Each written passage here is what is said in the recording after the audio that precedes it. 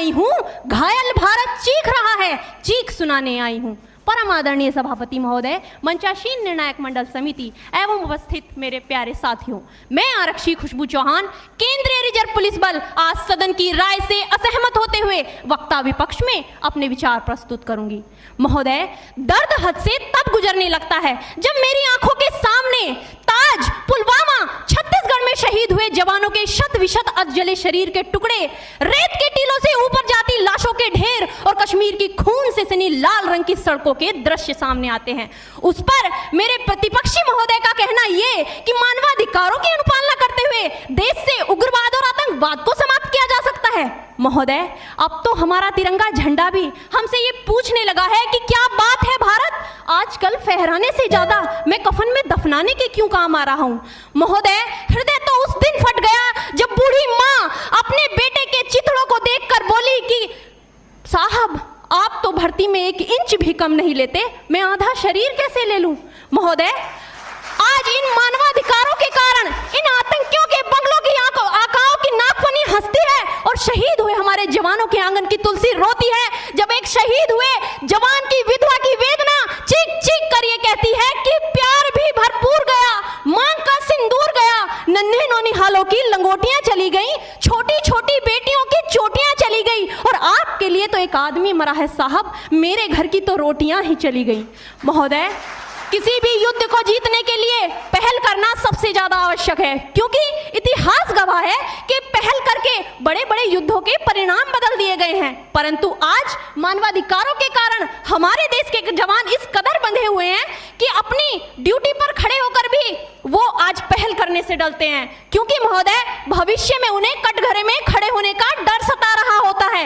वो ये जानते हैं कि चाहे एक उग्रवादी की राइफल से निकलने वाली गोली को ये तय करना पड़े या ना पड़े कि वो किसे लगेगी, लेकिन हमारी राइफल से निकलने वाली हर गोली को ये निर्णय लेना पड़ता है कि चाहे वो किसी निर्दोष को लगे, दोषी को लगे या ना लगे, परंतु किसी निर्दोष को नहीं लगनी चाहिए। यदि ऐसा हुआ तो ना तो ये समाज हमें छोड़ेगा, ना ही तिल का ताड़ बनाने वाली ये मीडिया हमें छोड़ेगी। और महोदय, मानवाधिकार के तले किसी जवान को दबाकर युद्ध के मैदान में छोड़ देना कोई वीरता नहीं, एक आत्महत्या है। क्योंकि महोदय, फूल को श्रृंगार दो ये मुमकिन नहीं और एक वीर को झनकार दो ये मुमकिन नहीं। जो हाथ बांध दे सेना के, ऐसे मानवाधिकार का पालन संभव नहीं।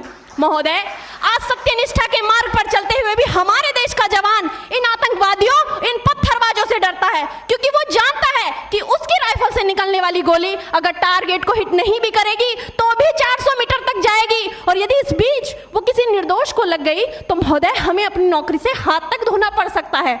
और महोदय, अपनी नौकरी को बचाने की खातिर एक जवान आज ये सोचता है कि चाहे सांप मरे या ना मरे, परंतु लाठी नहीं टूटनी चाहिए, क्योंकि आज हमारे देश के हालात कुछ ऐसे हो गए हैं कि चिरागों को हवाओं में उछाला जा रहा है, हवाओं पर भी रोब डाला जा रहा है। अरे हम ही तो बुनियाद है आंतरिक सुरक्षा की, और आज हमें ही नौकरी से निकाला जा रहा है।